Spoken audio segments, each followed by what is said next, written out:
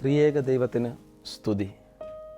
സമയം സാക്ഷിയുടെ പുതിയ ഒരു അധ്യായത്തിലേക്ക് ഏവർക്കും ഹാർദമായ സ്വാഗതം. വിശ്വാസത്തിൻ്റെ തീരം മാരാമൺ കൺവെൻഷൻ. പ്രിയരെ, കേരളത്തിൻ്റെ ആത്മീയ ചരിത്രത്തിൽ മാരാമൺ കൺവെൻഷൻ വിസ്മയകരമായൊരു അധ്യായമാണ്. ഇവിടെ ഈ പുഴയുടെ തീരത്ത് കാലം നിശ്ചലമാകും. ഇവിടെ വാക്കുകൾക്ക് അതിരുകളില്ല. ഒരു മണൽപ്പുറത്ത് രൂപം കൊണ്ട ഒരു വിശ്വാസത്തിൻ്റെ കഥയാണിത്. 1895 ആരംഭിച്ച ഈ മഹാസമ്മേളനം ഇന്ന് ലോകത്തിലെ തന്നെ ഏറ്റവും വലിയ ക്രൈസ്തവ സംഗമമായി അറിയപ്പെടുന്നു. വർഷം തോറും പമ്പാ നദിയുടെ മണൽത്തിട്ടകളിൽ നടക്കുന്ന ഈ കൺവെൻഷൻ തലമുറകളിലൂടെ ആയിരക്കണക്കിന് വിശ്വാസികൾക്ക് ആത്മീയ ഉണർവും ആവേശവും നൽകുന്ന ഇടമായി മാറി. ഇത് വെറുമൊരു വാർഷിക യോഗമല്ല, ഇതൊരു പ്രവാഹമാണ്. ഒരു നൂറ്റാണ്ടിലധികം പഴക്കമുള്ള വിശ്വാസം, ചരിത്രം, സമത്വം എന്നിവയെല്ലാം ഒത്തുചേരുന്ന ഒരു മഹാപ്രവാഹം. നമ്മൾ ഓരോരുത്തർക്കും ചില സ്ഥലങ്ങളുണ്ട്. അവ വെറും സ്ഥലങ്ങളല്ല നമ്മെ സംബന്ധിച്ച്. അത് നമ്മുടെ ഹൃദയത്തോട് ചേർന്ന് നിൽക്കുന്ന ഓർമ്മകളാണ്. പലർക്കും മാരാമൺ കൺവെൻഷൻ അങ്ങനെ ഒരു സ്ഥലമാണ്. വർഷങ്ങൾക്ക് മുമ്പ് തങ്ങളുടെ മുത്തശ്ശനോടൊപ്പം അല്ലെങ്കിൽ തങ്ങളുടെ മുത്തശ്ശിയോടൊപ്പം ഈ മണൽപ്പുറത്തൂടെ സഞ്ചരിച്ചത് അവരുടെ ഗൃഹാതുരത്വത്തെ ഒന്നിളക്കുന്ന അല്ലെങ്കിൽ അവരുടെ ഗതകാല സ്മരണകളിലേക്ക് അവരെ കരം പിടിച്ച് നടത്തുന്ന നല്ല ദിനങ്ങളുടെ ഓർമ്മയാണ്. അത് വൈകുന്നേരങ്ങളിൽ പാട്ടുകൾ കേട്ടും പ്രസംഗങ്ങൾ ശ്രദ്ധിച്ചും ഒരുമിച്ചിരുന്ന ആ ജനസാഗരത്തിൻ്റെതാണ്. അന്ന് അവിടെ ഇരുന്നപ്പോൾ തങ്ങൾ പലർക്കും തോന്നിയത് തങ്ങൾ ഒറ്റയ്ക്കല്ല എന്നും വിശ്വാസത്തിൻ്റെ വലിയൊരു കുടുംബത്തിൻ്റെ ഭാഗമാണ് തങ്ങൾ എന്നുമാണ്. ഓരോ വർഷവും ഈ പുഴയും ഈ മണൽപ്പുറവും നമ്മെ തിരികെ വിളിക്കുന്നത് പോലെ തോന്നും. കാരണം ഇവിടെ നമ്മൾ കണ്ടെത്തുന്നത് വാക്കുകൾക്ക് അതീതമായ എന്തോ ഒരു വികാരമാണ്. അത് ആത്മീയമായ ഒരാഴവും അതിൻ്റെ ശക്തിയുമാണ്. ഇന്ന് നമ്മൾ ഈ കൺവെൻഷൻ്റെ ചരിത്രപരമായ വഴികളിലൂടെ ഒന്ന് സഞ്ചരിക്കാൻ ഒരുങ്ങുകയാണ്. അതിൻ്റെ ഉത്ഭവം മുതൽ അത് അതിജീവിച്ച പ്രളയവും വെല്ലുവിളികളും അതുപോലെ അത് വളർന്നു വന്ന വഴികളും നമ്മൾ മനസ്സിലാക്കും. അപ്പോൾ നമുക്ക് യാത്ര തുടങ്ങാം. മാരാമൺ കൺവെൻഷൻ്റെ ഉത്ഭവം അന്വേഷിച്ച് നമ്മൾ നൂറ്റാണ്ടുകൾക്ക് പിന്നിലേക്ക് പോകേണ്ടി വരും. 19-ാം നൂറ്റാണ്ടിൻ്റെ അവസാന പാദത്തിൽ കേരളത്തിൻ്റെ പുരാതന ക്രൈസ്തവ സമൂഹമായ മാർത്തോമാ സഭയിൽ ഒരു നവീകരണത്തിൻ്റെ ആവശ്യമുണ്ട് എന്ന് കുറച്ചു പേർക്ക് തോന്നി. ഈ നവോത്ഥാനത്തിന് നേതൃത്വം നൽകിയത് എബ്രഹാം മൽപ്പാൻ എന്നറിയപ്പെട്ടിരുന്ന കുന്നുംപുറത്ത് എബ്രഹാം മാർത്തോമാ മൽപ്പാൻ ആയിരുന്നു. മാർത്തോമാ സഭയിലെ ഒരു പ്രമുഖ പുരോഹിതനും സഭാ നവീകരണത്തിൻ്റെ പിതാവുമായിട്ടാണ് അദ്ദേഹത്തെ കണക്കാക്കുന്നത്. പള്ളിക്ക് പുറത്ത് സാധാരണക്കാർക്ക് മനസ്സിലാകുന്ന ഭാഷയിൽ ബൈബിൾ വചനങ്ങൾ പഠിപ്പിക്കുക എന്നതായിരുന്നു അദ്ദേഹത്തിൻ്റെ പ്രധാന ലക്ഷ്യം. ഇത് സഭയിൽ അന്ന് വലിയ മാറ്റങ്ങൾക്ക് വഴിവെച്ചു. 1877 ആയപ്പോഴേക്കും മാർത്തോമാ സഭയിൽ 2 വിഭാഗങ്ങൾ രൂപപ്പെട്ടു: ബിഷപ്പ് പക്ഷവും പാട്രിയാർക്കീസ് പക്ഷവും. 1889 ജൂലൈ 12 ഒരു കോടതി വിധിയിലൂടെ ബിഷപ്പ് പക്ഷത്തിന് സഭയുടെ സ്വത്തുക്കളെല്ലാം നഷ്ടമായി. ഈ പ്രതിസന്ധി ഘട്ടത്തിലാണ് 12 പേർ ചേർന്ന് മാർത്തോമാ സുവിശേഷ പ്രസംഗ സംഘം രൂപീകരിച്ചത്. അവർ ഒത്തുകൂടിയത് ചെങ്ങന്നൂരിലെ കടവിൽ മാളികയിൽ വെച്ചായിരുന്നു. ഒരു പ്രാർത്ഥനാ കൂട്ടായ്മയിൽ നിന്ന് കൺവെൻഷനിലേക്ക് വളർന്നപ്പോൾ അതിന് പിന്നിൽ പ്രവർത്തിച്ചവർ ഈ 12 പേരാണ്. അവർ ഇപ്രകാരമായിരുന്നു: കൊട്ടാരത്തിൽ തോമസ് കശീശ, ചെങ്ങന്നൂർ; ഇടവംവേലിൽ മത്തായി, ഇരവിപേരൂർ. കോട്ടൂരത്ത് യോഹന്നാൻ, ചെങ്ങന്നൂർ. ചെമ്പകശ്ശേരിൽ കടവിൽ എബ്രഹാം, കല്ലിശ്ശേരി. ചക്കലയിൽ ചെറിയാൻ ഉപദേശി, പുത്തൻകാവ്. ചെമ്പകശ്ശേരിൽ കടവിൽ മത്തായിച്ചൻ, കല്ലിശ്ശേരി. അഴകിനാൽ തൊമ്മി, കല്ലൂപ്പാറ. നഥാനിയേൽ ഉപദേശി, ചെങ്ങന്നൂർ. കുറിച്ചിയത്ത് വട്ടടിയിൽ. ഇട്ടിയവറ, നിരണം. അരങ്ങത്ത് ഫിലിപ്പോസ്, മാരാമൺ. ഒറ്റപ്ലാമുട്ടിൽ കുഞ്ഞുമത്തായി, കല്ലിശ്ശേരി. കൊച്ചുമണ്ണിൽ സക്കറിയ, ഇടയാറന്മുള. മാരാമൺ കൺവെൻഷൻ്റെ ചരിത്രം പമ്പാ നദിയുടെ മണൽപ്പുറത്താണ് ആരംഭിക്കുന്നത്. അക്കാലത്ത് കാടുകൾ വെട്ടിമാറ്റി കൃഷി തുടങ്ങിയിരുന്നത് കൊണ്ട് വലിയ മണ്ണൊലിപ്പുകളുണ്ടായി. ഇത് നദിയുടെ ആഴം കുറഞ്ഞ് വിശാലമായ മണൽപ്പുറം രൂപപ്പെടാൻ കാരണമായി. കസേരകളോ ബെഞ്ചുകളോ ആവശ്യമില്ലാതെ എല്ലാവർക്കും ഒരുപോലെ ഇരിക്കാൻ ഈ മണൽപ്പുറം അന്ന് അവസരം നൽകി. ഇത് കൺവെൻഷൻ്റെ സമത്വത്തിൻ്റെയും ലാളിത്യത്തിൻ്റെയും പ്രതീകമായി ഇന്നും നിലകൊള്ളുന്നുണ്ട്. 1895 മാർച്ച് 9 ആരംഭിച്ച ആദ്യ കൺവെൻഷൻ 10 ദിവസം നീണ്ടുനിന്നു. ഏകദേശം 7000 പേർ പങ്കെടുത്ത ഈ മഹാസംഗമം 1070 അടി നീളവും 420 അടി വീതിയുമുള്ള ഒരു കൂടാരത്തിലായിരുന്നു നടന്നത് എന്ന് ഇന്നും പലരും ഓർത്തെടുക്കുന്നു. അന്ന് മലയാളികളും വിദേശികളുമായ പ്രസംഗകർ വേദിയിൽ എത്തിയിരുന്നു. അക്കാലത്ത് യാത്രാ സൗകര്യങ്ങൾ കുറവായിരുന്നു നമുക്കറിയാം. പമ്പാ നദിയുടെ ഇരുകരകളിൽ നിന്ന് ആളുകൾ വള്ളം കയറി എത്തേണ്ടി വന്നിരുന്ന കാലഘട്ടത്തിലായിരുന്നു മാരാമൺ കൺവെൻഷൻ്റെ തുടക്കം. ഈ ബുദ്ധിമുട്ടുകൾ മാറിയത് 1948 കോഴഞ്ചേരി പാലം നിർമ്മിച്ചതോടുകൂടിയാണ്. എന്നാൽ സൗകര്യങ്ങളുടെ കുറവ് വിശ്വാസികളുടെ ആവേശത്തെ തടഞ്ഞില്ല.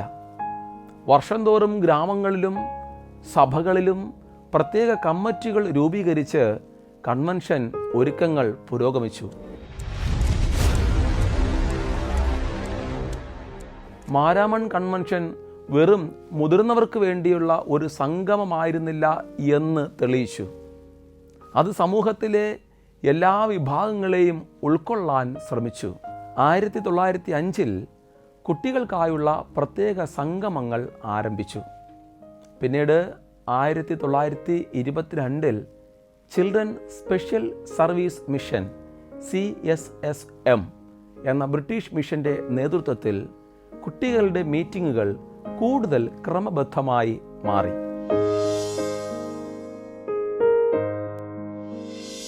1917 യുവജനങ്ങളുടെ പ്രത്യേക യോഗങ്ങൾ ആരംഭിച്ചു. 1936 സ്ത്രീകളുടെ പ്രത്യേക സംഗമങ്ങൾ ആരംഭിച്ചു. സ്ത്രീകളുടെ പങ്കാളിത്തം സഭാജീവിതത്തിലും സാമൂഹിക പ്രവർത്തനങ്ങളിലും വലിയ മാറ്റങ്ങൾ കൊണ്ടുവരികയുണ്ടായി. ഇവയെല്ലാം കൺവെൻഷൻ്റെ സാമൂഹിക ഉൾക്കൊള്ളലിൻ്റെയും വളർച്ചയുടെയും വ്യക്തമായ സൂചനകൾ ആയിരുന്നു. മാരാമൺ കൺവെൻഷനെ ലോക ശ്രദ്ധയിലേക്ക് കൊണ്ടുവന്നത് പ്രഗത്ഭരായ പ്രസംഗകരുടെ സാന്നിധ്യമാണ്. അവരിൽ ഒരാളായിരുന്നു 1917 വന്ന സാധു സുന്ദർ സിംഗ്. പഞ്ചാബിൽ നിന്നുള്ള ഒരു പ്രമുഖ ക്രൈസ്തവ മിഷണറിയും യോഗിയുമായിരുന്നു അദ്ദേഹം. സിഖ് മതത്തിൽ നിന്ന് ക്രൈസ്തവ വിശ്വാസം സ്വീകരിച്ച അദ്ദേഹത്തിൻ്റെ സാന്നിധ്യം മാരാമൺ കൺവെൻഷൻ്റെ വേദിയെ വല്ലാതെ ആവേശത്തിലാഴ്ത്തി. വിശ്വാസത്തിൻ്റെ ആഴം നിറഞ്ഞ അദ്ദേഹത്തിൻ്റെ പ്രസംഗം ഹിന്ദിയിലായിരുന്നു എങ്കിലും പിന്നീട് അത് മലയാളത്തിലേക്ക് വിവർത്തനം ചെയ്തപ്പോൾ വിശ്വാസികളുടെ ഹൃദയങ്ങളെ അത് ആഴത്തിൽ സ്പർശിച്ചു. ഹിന്ദിയിലുള്ള അദ്ദേഹത്തിൻ്റെ പ്രസംഗം മലയാളത്തിലേക്ക് മനോഹരമായി തർജ്ജമ ചെയ്തത് തിരുവിതാംകൂറിലെ ചീഫ് കൺസർവേറ്റർ ആയിരുന്ന M.O. ഉമ്മൻ ആണ്. സുന്ദർ സിംഗിൻ്റെ പ്രസംഗം ശ്രവിക്കുന്നതിന് പതിവിൽ കവിഞ്ഞ ആളുകൾ മാരാമണിലേക്ക് ഒഴുകിയെത്തുകയുണ്ടായി. അദ്ദേഹത്തിൻ്റെ ജീവിത സാക്ഷ്യം കൺവെൻഷൻ ചരിത്രത്തിൽ മറക്കാനാകാത്ത ഒരടയാളമായി നിലനിന്നു. 1936 മുതൽ അമേരിക്കയിലും യൂറോപ്പിൽ നിന്നുള്ള പ്രസംഗർ, പ്രത്യേകിച്ച് ഡോക്ടർ സ്റ്റാൻലി ജോൺസ് ഉൾപ്പെടെയുള്ളവർ കൺവെൻഷനിൽ എത്തിത്തുടങ്ങി. ഇതിലൂടെ മാരാമൺ കൺവെൻഷന് അന്താരാഷ്ട്ര മഹത്വം ലഭിച്ചു. പിന്നീട് സമാധാനത്തിനുള്ള നോബൽ സമ്മാനം നേടിയ ജോൺ ആർ മോട്ട്, അദ്ദേഹം 1946 വന്നു. ബഹിരാകാശ സഞ്ചാരിയായ കേണൽ ജെയിംസ് ഇർവിൻ, അദ്ദേഹം 1985 യോഗത്തിൽ വന്നു. ഇംഗ്ലണ്ടിലെ ആർച്ച് ബിഷപ്പായിരുന്ന ഡോക്ടർ ജോർജ് ക്യാരി, അദ്ദേഹം 1995 തന്നെ മാരാമൺ കൺവെൻഷൻ്റെ വേദിയെ അലങ്കരിച്ചു. ഇവരുടെ സാന്നിധ്യം കൺവെൻഷനെ ലോകത്തിൻ്റെ നെറുകയിലെത്തിക്കുവാൻ കാരണമായി മാറി. ഒരുപക്ഷെ വിശ്വാസത്തിൻ്റെ ശക്തി എത്രത്തോളമുണ്ട് എന്ന് അളക്കാൻ പ്രകൃതി ഒരു പരീക്ഷണം നടത്തുകയായിരുന്നു അന്ന്. 1924 ആ മഹാപ്രളയം വന്നെത്തി. കൊല്ലവർഷം 1099 സംഭവിച്ചതുകൊണ്ട് 99 വെള്ളപ്പൊക്കം എന്നാണ് ആ പ്രളയം അറിയപ്പെടുന്നത്. ആ വർഷത്തെ കൺവെൻഷൻ്റെ പന്തൽ പൂർണ്ണമായും നശിച്ചു.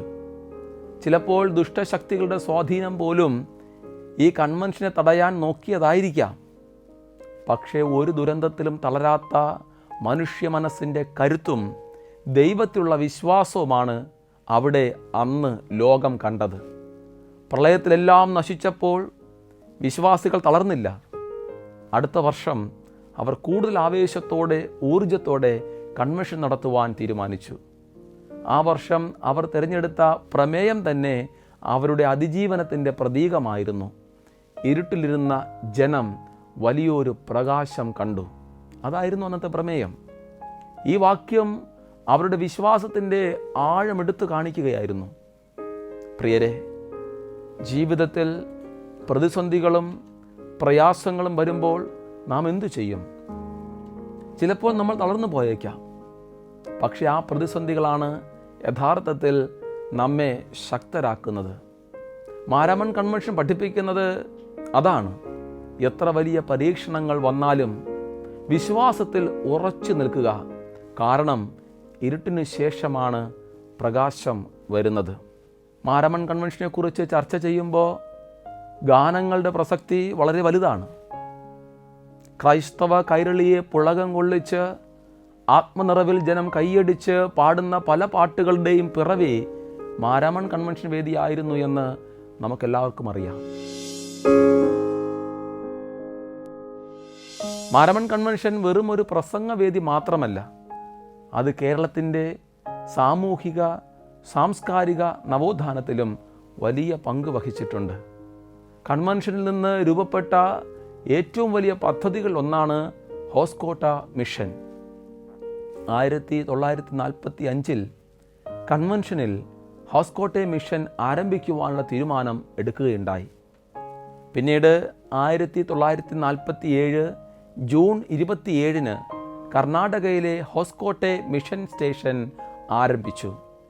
വിദ്യാഭ്യാസം, ആരോഗ്യ സേവനം, സാമൂഹിക പരിഷ്കരണം എന്നിവയെ ലക്ഷ്യമാക്കിയ ഈ മിഷൻ കേരളത്തിന് പുറത്തുള്ള മാർത്തോമ സഭയുടെ വലിയ മിഷൻ പ്രവർത്തനങ്ങൾക്ക് തുടക്കമിട്ടു. കൂടാതെ സഭാ പ്രസ്ഥാനങ്ങൾ, ദേശീയ സമരങ്ങൾ, മതേതര ചിന്തകൾ എല്ലാം ഇവിടെ പ്രസംഗങ്ങളിൽ വിഷയമായി മാറി. കേരളത്തിലെ വിവിധ ക്രിസ്ത്യൻ സഭകളെ ഒന്നിപ്പിക്കുന്ന ഏകതയുടെ വേദിയായി മാരാമൺ കൺവെൻഷൻ നിലകൊള്ളുന്നു. കൺവെൻഷൻ്റെ ചരിത്രത്തിലെ പ്രധാന വഴിത്തിരിവുകളിൽ ഒന്നായിരുന്നു കൺവെൻഷൻ്റെ ജൂബിലി ആഘോഷങ്ങൾ. 1995 ഫെബ്രുവരി മാസത്തിലാണ് ഈ ആഘോഷം നടന്നത്. ഈ മഹാസമ്മേളനം ഒരു ചരിത്ര നിമിഷം തന്നെയായിരുന്നു. 15 പുതിയ മിഷൻ കേന്ദ്രങ്ങൾ ആരംഭിക്കുകയും 100 സുവിശേഷകർ മിഷൻ പ്രവർത്തനങ്ങൾക്ക് സമർപ്പിതരാവുകയും ചെയ്തു. 1953 മെത്തഡിസ്റ്റ് മിഷണറിയായിരുന്ന ഡോക്ടർ ജോൺ ടി സിമൺസ് സംഗീതോപകരണങ്ങളെ അവതരിപ്പിച്ചത് ഇവിടെ സംഗീതത്തിന് ഒരു പുതിയ മാനം നൽകുകയും ചെയ്തു. പിന്നീട് ലൈവ് ടെലികാസ്റ്റ് ഉൾപ്പെടെയുള്ള ആധുനിക സാങ്കേതിക വിദ്യകൾ കൺവെൻഷൻ്റെ സന്ദേശങ്ങൾ ലോകമെമ്പാടും എത്തിച്ചേരുവാൻ കാരണമായി തീർന്നു. കാലം തെളിയിച്ച ഒരു സത്യമുണ്ട് പ്രിയപ്പെട്ടവരെ, വിശ്വാസത്തിന് തടസ്സങ്ങളില്ല. പ്രളയകാലത്തും പ്രതിസന്ധി ഘട്ടങ്ങളിലും പതറാതെ പിടിച്ചു നിന്ന ഈ മഹാപ്രസ്ഥാനം ഓരോ വർഷവും പുതിയ പ്രതീക്ഷകളോടെ മുന്നോട്ട് പോകുന്നു. കഴിഞ്ഞ വർഷങ്ങളിൽ നടന്നതുപോലെ തന്നെ ഈ വർഷവും അതിമനോഹരമായി കൺവെൻഷൻ നടന്നു. ഒരുപക്ഷെ ഈ മണൽപ്പുറം എത്രയോ കഥകൾക്ക് സാക്ഷ്യം വഹിച്ചിട്ടുണ്ടാകാം. തലമുറകൾ കൈമാറി വന്ന ഒരു വിശ്വാസത്തിൻ്റെ ചൂടും വെളിച്ചവുമാണ് ഇവിടെ ഓരോ വർഷവും അനുഭവിക്കാൻ കഴിയുന്നത്. ഒരു കൺവെൻഷൻ അവസാനിക്കുമ്പോൾ അതിൻ്റെ പ്രതിധ്വനികൾ ഒരു വർഷം മുഴുവൻ വിശ്വാസികളുടെ ഹൃദയങ്ങളിൽ നിറഞ്ഞു നിൽക്കും.